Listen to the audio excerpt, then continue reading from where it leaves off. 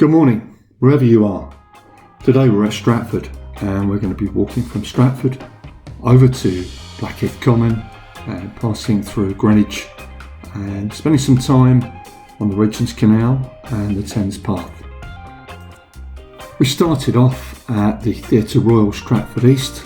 The theatre's been there well over 100 years now, and it's famously associated with Joan Littlewood. You would have seen the statue of Joan at the front of the theatre. To our right hand side we saw the University of East London. The university was formed in 1992 from the Polytechnic of East London. Previously it was known as North East London Polytechnic, and its roots can be traced back over 100 years to the latter parts of the 19th century, when a number of educational institutes were created, primarily the West Ham Technical Institute. John Passmore Edwards called the West Ham Technical Institute a People's University. We're doing a broad sweep round now to Stratford Broadway. Some people might know it as Stratford High Street, but I think its more common name is Stratford Broadway, and we'll soon be going into the grounds of the Church of St John's. We've got Stratford Shopping Centre to our right.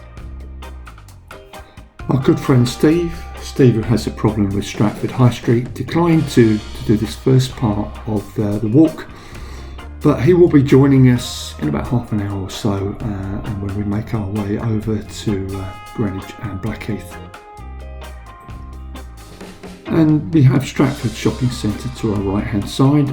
As we move further along we can see Mapley Electronics, Law Lane Solicitors, and then further up the Sportsman's Bar, Wilco and Pound Stretchers.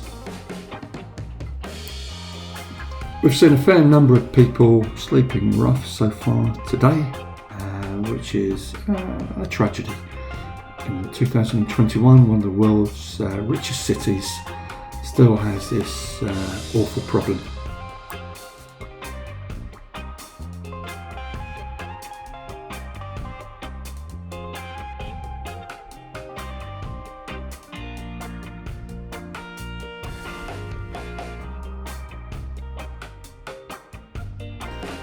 We're now passing into the grounds of St John's Church, and if we hesitate for a moment, look to our right and we can see one of the local inhabitants, a nice little rat there, and it's now fleeing away.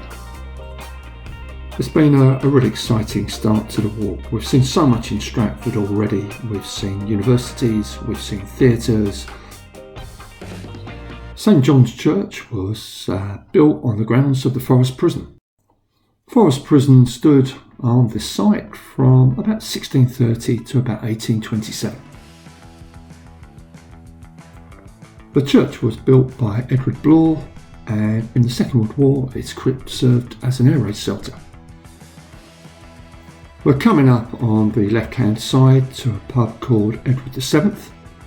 Previously was named the King of Prussia, but was changed in 1914 for patriotic reasons. There's little doubt where local allegiances lie. West Ham's ground, the London Stadium, is on the right hand side, about half a mile away. We're passing the Old Town Hall Stratford, and soon we'll see a plaque for Daisy Parsons. Now, where do we start with this remarkable lady? Daisy was born in Poplar in East London in 1890, and she moved from quite young to Canal, which was a parish of West Ham, and she left school at 12 and basically had to get work to support the family.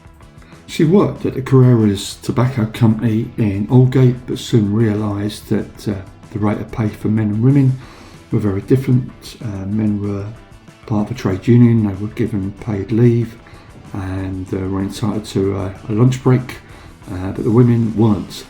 The East End in the early parts of the 20th century was a hotbed for political activism.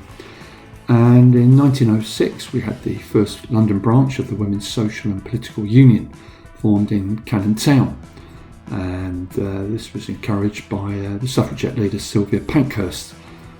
Now in 1914 the East London Federation of Suffragettes was founded and created its own newspaper, the Women's Dreadnought. Now, one of the founding members was a lady called Millie Baldock, who encouraged and mentioned Daisy Parsons. In 1928, she became a Labour councillor for the Beckton ward, and in 1931 was the deputy mayor of West Ham, becoming its full mayor in 1935. In the foreground we can see the DLR station, Stratford High Street. We're still trying to get in touch with our friend Steve.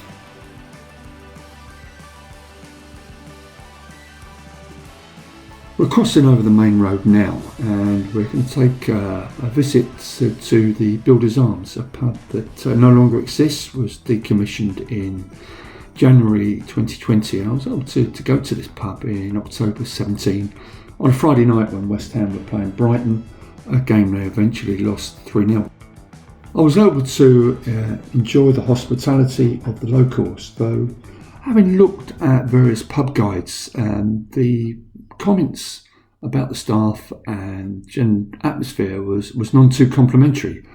But to be honest with you, I found it very different that night. Though I didn't go to the pub after the game, after West Ham had lost 3-0. Maybe the atmosphere might not have been so convivial then. We'll soon see a marker in the pavement for the Greenwich Meridian, and that's quite apt. When we leave Stratford, we'll be working our way towards Greenwich and finishing up on Blackheath Common later this afternoon. Those who followed us on our first walk know that we ended up enjoying ourselves with tea and Victoria Sponge. Today we're hoping to end up on Blackheath Common, Greenwich, and to be enjoying something slightly stronger. Our good friend Steve has promised that he would take us to the Trafalgar. It's a place I've been to a couple of times and really enjoyed in the past, so I think that will be a fitting end to an excellent walk. We're heading back towards Stratford Station, and you can see in the occasional glance through the gaps in buildings the Olympic Park development, and we'll be going through the Olympic Park, and I'll walk over to Greenwich and Blackheath Common, and we'll be talking about the work of the London Legacy Development Corporation and their plans for the future of the park and of Stratford. We're now outside Stratford Station, and in the foreground we can see Robert the steam engine. We're going to climb up these steps, go over the rusty bridge into Westfield. We're going to rescue our friend Steve. He's hidden himself in Cafe Nero and he doesn't want to come out onto this part of Stratford, but hopefully we'll see him shortly. We've rescued our friend Steve, and you'll see him in some of the footage going forward. We're now fully immersed in the London Olympics, the Stratford, the Olympic Park experience, and as you will know from the first video, we're big supporters of John Rogers' The Lost Byway, and John has done lots of videos which I definitely recommend around the Olympic Park and has some strong opinions, and he's often been with Ian Sinclair, the writer, you might know from Downriver, and both of them have got some very strong opinions on the Olympic Park development, its future, whether it's inclusive, whether it's going to create jobs, whether it's been good for the area. This is part of a much wider debate, and I'm sure there's thousands of you out there with strong opinions. We've seen some decent footage of the Aquatic Centre designed by the architect Zahira Deed. As we're on site, we're going to talk about the work of the London Legacy Development Corporation. If we passed our mind back, pre-Olympics, post-Olympics 2012, the buzzword was legacy, wasn't it? That was what the selling point, the USP of the Olympics was, that this area would be developed, it would be sustainable, it would be regenerating an area of London that was seen as polluted, dirty and unfashionable. Now, I might start a little bit of a rant here, but I'm going to try and remain objective, try and give some put some clear thoughts across. I'll let you probably be the judge of that though. Now, West Ham have moved into the Olympic Stadium. It's been redeveloped now. Part of its legacy was that we did have the 2017 World Athletics Championship, which was very successful, and I'm sure many advocates of legacy and the actual cost of redeveloping the stadium would point at that and say that it's been part of a success. And there's lots of different values and figures put on the actual redevelopment of the Olympic Stadium into what's a football ground, and I believe in July is given over to British Athletics. Now, on the West Ham side of things, I think that West Ham are paying a rent of something like £2 to £2.5 million a year. Now, the redevelopment costs, I'm told, and to be honest with you, I've lost a little bit of interest in this, but in the region of something like £250 to £350 million. I'm not sure that I believe a lot of the numbers in the press. Some of you may be closer to it and could advise me on what the costs are. But it suggests that that's hardly a good return for the Development Corporation and the London Borough of Newham, who I know put £40 million into the redevelopment of the stadium. Now, if I was looking for a return on property investment, I'd be looking at 5-6% a year. But if 350 million, and let's just use that as a ballpark number, has been spent on the redevelopment of the Olympic Park, then getting a return of 2 to 2.5 million would suggest that your rate of return is about 0.5%, just over a year. And I'd be pretty peeved if that's the return I was getting. So I think it's been an incredibly poor return for the taxpayer and for the residents of the London Borough of Newham. As we leave the Olympic Park, I'll mention a couple of YouTube videos that you may be interested in. Gives a little bit more detail and flavour on Stratford. There's a lady called Christine who was born and raised in Stratford and talks about its history and talks about the improvements in the environment from the Olympic development. And Mr. B, who does a sort of semi-cost-benefit analysis on the London Olympics. So they'll be in the links at the end of the video. You'll see on your screen the very good looking face of Charlie Harper from the UK Subs, and Charlie was born just up the road in Hackney, and I really didn't feel that I could do a video without mentioning Charlie Harper from the UK Subs. They're still going and they'll be touring next month, and they're well worth a watch. Also, I'll mention the Vibrators, who tend to do a lot of concerts with the UK Subs. Stratford has such a strong musical tradition, I really can't do it justice within the confines of this video, but I'll make a mention of Iron Maiden, who were formed close by in Leighton, but they have band members, in particular Steve Harris, with strong connections to Stratford. Steve is a big West Ham United fan and has the West Ham emblem on his guitar. Also mention the Small Faces, again with strong individual connections to the Stratford area, who practiced at the Ruskin Arms in East Ham. We've now entered the wonderful Victoria Park. The weather has improved considerably, and we'll soon be on the Hertford Union and the Regents Canal. We're now firmly in our canal frame of mind, and looking forward to the next section where we can just talk pure Regents Canal. Apologies, probably didn't touch upon the Bobat Rivers and the River Lee navigation enough while we were in the Olympic Park, but hopefully we'll put that right in the next video that we do on Stratford. The Regent Canal was completed in 1820 and links Limehouse on the River Thames to the Paddington arm of the Grand Union. And one of the early advantages of the Regents Canal was that it enabled troops to travel from London up to Liverpool using the ever-expanding canal network. We're now walking along the Regents on this wonderful autumnal afternoon, the sun of our back, and it would be none to lose it when in such a magnificent environment. So it's probably best that we be quiet for a while and to just let you enjoy the next minute or so of the video without having to listen to us.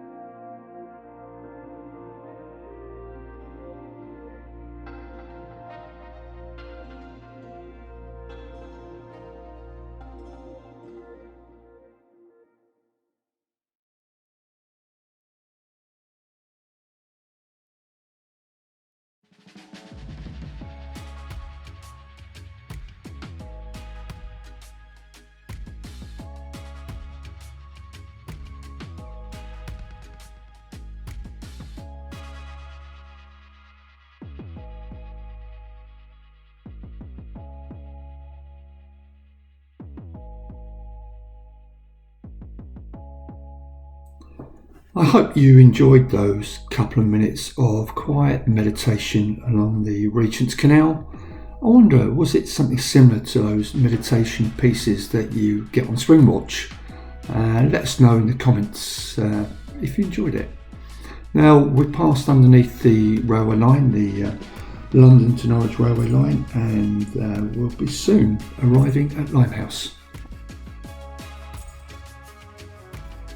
We're now giving you some wildlife. It's turning into a mini wildlife documentary. I hope you've enjoyed it. We started off with our friend the rats in the Church of St John's in Stratford, and now we're seeing Canadian geese and ducks on the Regents Canal.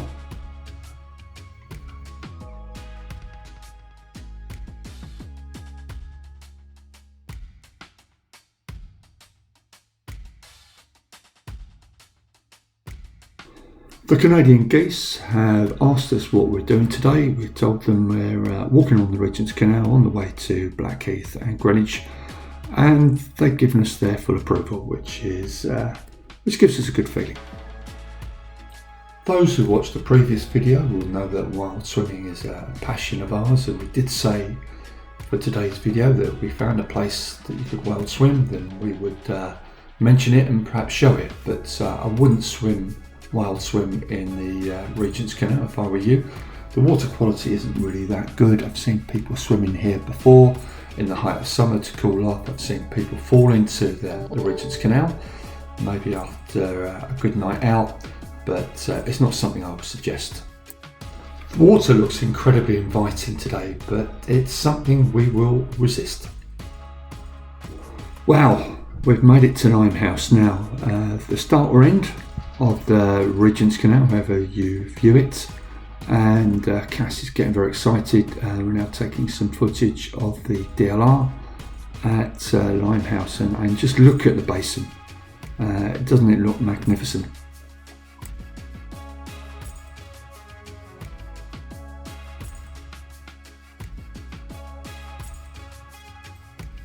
We're coming near the end of today's video.